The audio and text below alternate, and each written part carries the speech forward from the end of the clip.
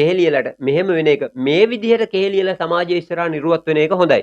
මේ පුතාගෙත් අප කැන්සල් කරා නම් 4 දිනකට බන්ධනාගාරයට කොහොමද ගෙදර හිටියත් එකට ඉන්න එකනේ. තමන්ගේ නෝනයි දුවවයි කොහෙන්වත් මාට්ටු නොවෙන්න මේ ගේම් එක ප්ලේ කරා. මොකද මේවා කිසිම තැනක කතා වෙච්ච දේවල් නෙමෙයි. නීත්‍යානුකූල බිරිඳ ගැන. අනියම් බිරිඳ ගැන ඕන තරම් කතා වුණා. ඒ නිලිය ඊට පස්සේ ඒ අතින් කෙහෙලිය රඹුක් කැල්ල මහින්ද රාජපක්ෂට වැඩිය ගේම් කාරයෙක්. මේක නීතියයි දෙයියෝ එක්කහුව වෙලා දෙන එකක් කියලා තමයි. පවුල පිටින් කෙහෙලියට චෝදනාවක් එල්ල වෙලා තිබුණේ නෑනේ. කිහිලි කරුවෙකුත් අරගෙන හිඟන්නෙක් වගේ. මේවා තමයි දේව සාප කියලා කියන්නේ. එක සෙල් එක දාලා අට්ටි මුට්ටි ටීකුත් දුන්නාම උයාගෙන කාලා හැමෝම ඉන්න කියලා. අයිබෝන් ආදරෙන් පිළිගන්න අයම් සම්පත් YouTube channel එකට.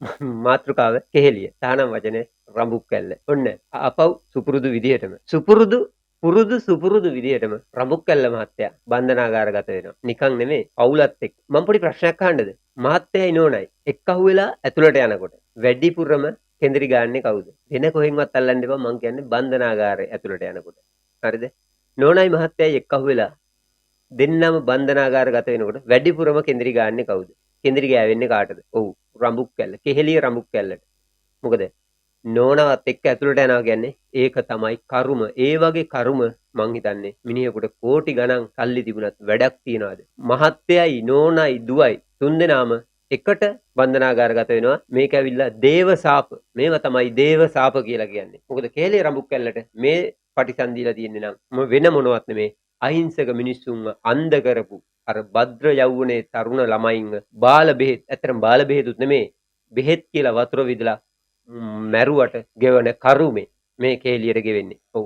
මොකද්ද කාරණේ කියලා දන්නවා? ඊයේ කෙහෙලිය රඹුක් කැල්ල මේ අල්ලස්සෝ දූෂණ කමිෂන් සභාවෙන් අත්අඩංගුවට ගන්නවා. මුදල් විසුද්ධිකරණය යටතේ අතරම කෙහෙලියට මේ වෙනකොට මූල්‍ය වංචා අතිශය වැඩි තියෙන ඒවා. එතකොට ඒකෙදි පවුලත් එක්ක ඒකයි මං කිව්වේ කෙහෙලියගේ අන්තිමට කියන්න දෙන්නේ පවුල රැකේ කියලා තමයි දැන් පවුල පිටින්ම ඔන්න බන්ධනාගාරගත වෙනවා. මේ දේව සාපේ ඇතුළාන්තේ මොකක්ද? ඇත්තටම කෙහෙලියට ඇප ලබා දෙනවනේ. අඩුම තරමින් ඇප තියාගන්නවත් අවසානයේ පුද්ගල ඇපයක් තියාගන්න තරම් කෙනෙක් කෙහෙලියට නැතු වෙනවා.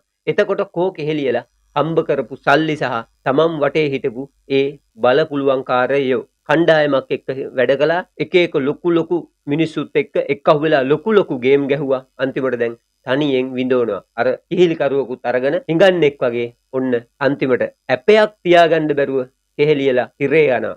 ඇත්තටම කෙහෙලියලා ඇපයක් තියාගන්න බැරුව නෙමෙයි කෙහෙලියලා බන්ධනාගාරයක් ළඟින්වත් ගියා කියලා මතකයක් තියනවාද? ඔන්න ඒක තමයි කියන්නේ මේවා ඇවිල්ලා මං හැම වෙලේම කියන්නේ මේක ඇවිල්ලා දේව සාපයක්. කෙහෙලියට නම් මේ පටිසන් දෙන්නේ එසේ මෙසේ පටිසන් දීමක් නෙමෙයි. මොකද හිතන්න දැන් තාත්තයි පුතයි එකට හිරේ හිටියා. ඊට පස්සේ දුවට කෝල් වෙලා තිබුණා. දැන් නෝනයි මහත්තයයි දුවයි. හිතන්නකො මොන කර්මයක්ද මේ? ඒක තමයි කියන්නේ මේක ඇවිල්ලා එසේ මෙසේ රටක් නෙමෙයි. එසේ මෙසේ දූපතක් නෙමෙයි. මේක දිට්ඨ ධම්මවේදනීය තියෙනවා. හරිද? දෙයියෝ ඉන්නවා මං කිව්ව එකයි. දැන් දෙයියෝ දෙන්න කලින් නීතිය දෙනවා. මේක නීතියයි දෙයියෝ එක්කහුව වෙලා දෙන එකක් කියලා තමයි දැන් මේ පේන්න තියෙන හේතුව තමයි උසාවියෙන් ඇප නියම කරනවා. හැබැයි ඇපේ තියාගන්නවත් බෑ. කෙහෙලියට උනේ අමාත්‍යාංශය ඇතුලේ ඉඳදී ඔන්න අර නාමිකව මිනිස්සු දාලා පඩිගත් එකනේ. කලින් පරීක්ෂණයේදී කිව්වනේ දුව තමයි මේ ATM කාඩ් පරිහරණය කළේ කියලා. දැන් ඒකේ පනිෂ්මන්ට් එකනේ දැන් මේ කන්නේ. මේකේ තියෙන ගැටලුව තමයි අපි ලංකාවේ හරිද දේශපාලනයේ වංචනික පවුල් ගැන අපි කතා කරමින් හිටියා. පවුලක් විදියට අපි කතා කළේ රාජපක්ෂ පවුල කියලා. රාජපක්ෂ පවුල හොරකම් කරා මේක දූෂණේ වංචාව වැඩි. ඔවුන් ඒකාධිපතිය විදියට වැඩ කළා. දැන් බලන් ගියාම අමාත්‍යංශ ඇතුලේ කෙහෙලියලත් පවුල් පිටින් තමයි මේ විනාශයන් කරලා තියෙන්නේ. මොකද මේවා කිසිම තැනක කතා වෙච්ච දේවල් නෙමෙයි. කෙහෙලිය රඹුක් කැල්ල හොරකම් කරනවා, කෙහෙලිය රඹුක් කැල්ල ගේම් ගහනවා, මූල්‍ය වංචා තියෙනවා. එතකොට ජනමාධ්‍ය අමාත්‍යංශයේ ඉඳද්දි ටෙලිඩ්‍රාම දාන්න මුදල් ගත්තා. ටෙලිඩ්‍රාම දානකොට අධ්‍යක්ෂකවරුන්ගෙන් නිලියෝ ඉල්ලුවා. ඔය කතන්දර ටික කෙහෙලියට තිබුණනේ. එතකොට ඒවා කෙහෙලියට තිබුණේ ඒවා. හැබැයි කෙහෙලියගේ මොන වෙලාවකවත් තිබුණද පවුල පිටින් කෙහෙලියට චෝදනාවක් එල්ල වෙලා තිබුණේ නෑනේ. දැන් රාජපක්ෂලා ගෙනන් ගත්තොත් නාමල් රාජපක්ෂට වෙනම චෝදනා තියෙනවා, යෝෂිතට වෙනම චෝදනා තියෙනවා, ආච්චිට වෙනම චෝදනා තියෙනවා, ඊට පස්සේ ශිරන්තිට වෙනම චෝදනා තියෙනවා. එතකොට එහෙමනේ තිබුණේ. හැබැයි මොන වෙලාවකවත් කෙහෙලියගේ ෆැමිලි එක පවුල සම්බන්ධයෙන් මොකද කෙහෙලියගේ පවුල සම්බන්ධ වුණේ අර මේ පුතානේ ෆ්ලයිට් එකේ දොර අරන් චූ කරන්න ගියපු කතාවත් එක්කනේ. එතකොට ඒක ඇරෙන්න කෙහෙලියගේ පවුල ගැන මොන වෙලාවකවත් කතා වුණේ නැහැ. මම ඒකයි කිව්වේ දැන් පවුල රැකිලා තියෙන්නේ කියලා. එතකොට එහෙම වෙලා තිරේ පිටිපස්සේ කෙහෙලිය මොන ගේමක් ගහලා තියෙනවද? ඒක තමයි මේක ඇතුලේ අපිට කතා කරන්න ඕනම දේ. මොකද එලි වුණා නාමල්ලා ගේම් ගහනවා කියලා එලි වුණා. කෙහෙලිය තමන්ගේ නෝනයි දුවවයි කොහෙන්වත් මාට්ටු නොවෙන්න මේ ගේම් එක ප්ලේ කරා. ඇත්තට මේ පරීක්ෂණ ටික හරියට නොයන්ද කෙහෙලියගේ පවුලක් ගැන අපි කතා කරන්නෙත් නෑනේ. හරිද?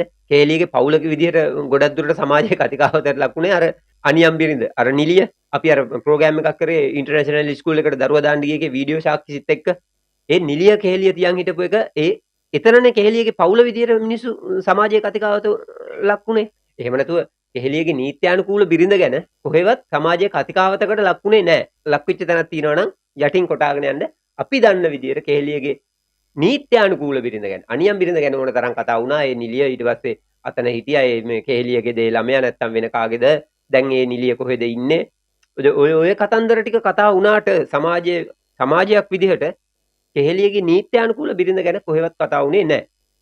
හැබැයි ඔන්න කෙහෙලියගේ නීත්‍යානුකූල බිරිඳ ඊට වඩා හොඳට ගේම් ගහලා තියෙනවා. දැන් මේ තියෙන විදිහට. මොකද දැන් මේ උසාවියේ නඩුවක් නේ. එතකොට උසාවියට ඇවිල්ලා මේ අල්ලස්ව දූෂණ කමිෂන් එකට ඇවිල්ලා ඒ කට උත්තර ගත්තයින් පස්සේ ඒකේ වැරද්දක් තියෙන නිසානේ අත්අඩංගුවට අරන් තියෙන්නේ. ඔප්පු වෙන එක උසාවියේ තතු වැඩක්. ඒක ඉතින් එහාට තියෙන කාරණයක් නේ. එතකොට මොකක් හරි ගේම් එකක් ප්ලේ කරලා තියෙනවනේ. ඒකයි මම කිව්වේ. ඒ අතින් කෙහෙලිය රමුක් කැල්ල මහින්ද රාජපක්ෂට වැඩිය ගේම් කාරයෙක්. මොකද මහින්ද රාජපක්ෂ ගේම් එක ගහනකොට ළමයි බමයි නෝනලා එක්ක ගහනකොට ඒවා එළියට මාට්ටු වුණා. මොන විදිහකින් හරි. හරිද? මැනික් ආච්චිත් ඔය මැනික් මල්ලේ කතන්දරෙන් එළියට ආවනේ. ඔය මේ ගල්කිස්ස ඉඩම් කතන්දරත් එක්ක.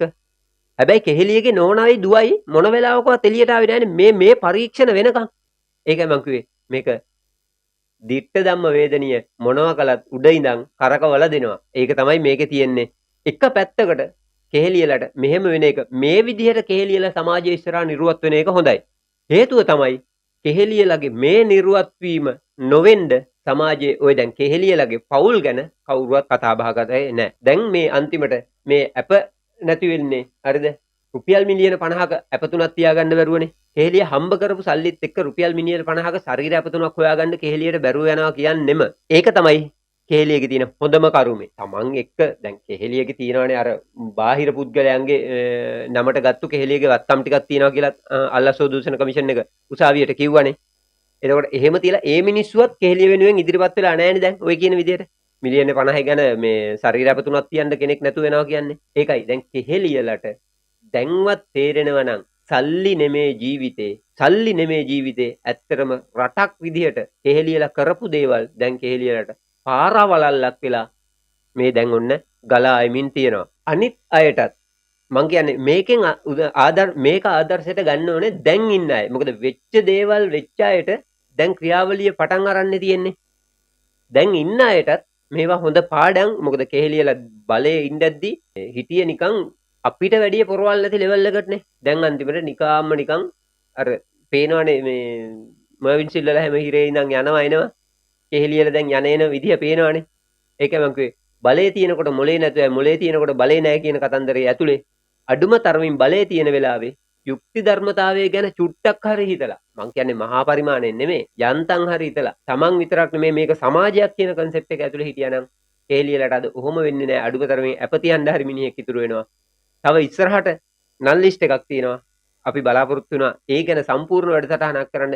මේ වෙනකොට අල්ලස් දූෂණ කමිෂන් එක මොනවද යන පරීක්ෂණ ඒ හරහා මොන කණ්ඩායම්ද මේ වෙනකොට පරීක්ෂණ වලට භාජනය වෙමින් තින්නේ ඒව ඇතුලේ ඉන්න දේශපාලඥයෝ කවුද ඒව ඇතුලේ ඉන්න රාජ්‍ය නිලධාරීන් කවුද කියලාත් අපි කතා කරන්න බලාපොරොත්තු වෙනවා.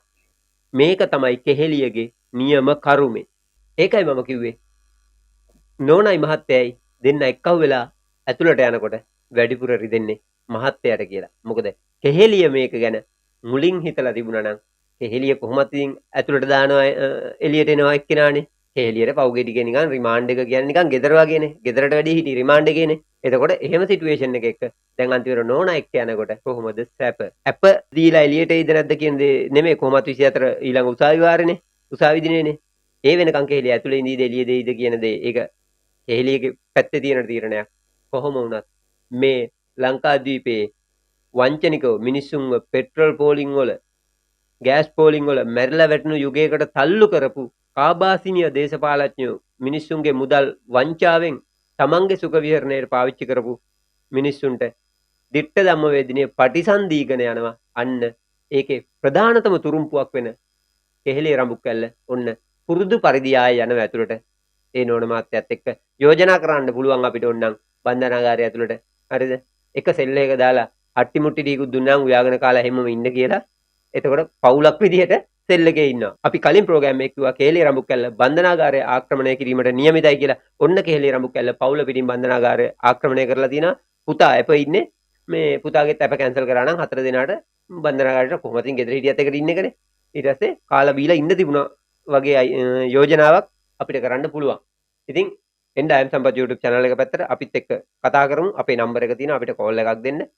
මේක යාළුවන්ට බලන්න ෂෙයා කරන්න. අපිට කමෙන්ට් එකක් දාන්න. පුරුදු විදියටම අපි හෙට උදේ හම්බ වෙනවා. එහෙනම් අදට ගිහිල්ලා එන්නම්. ජය වේවා.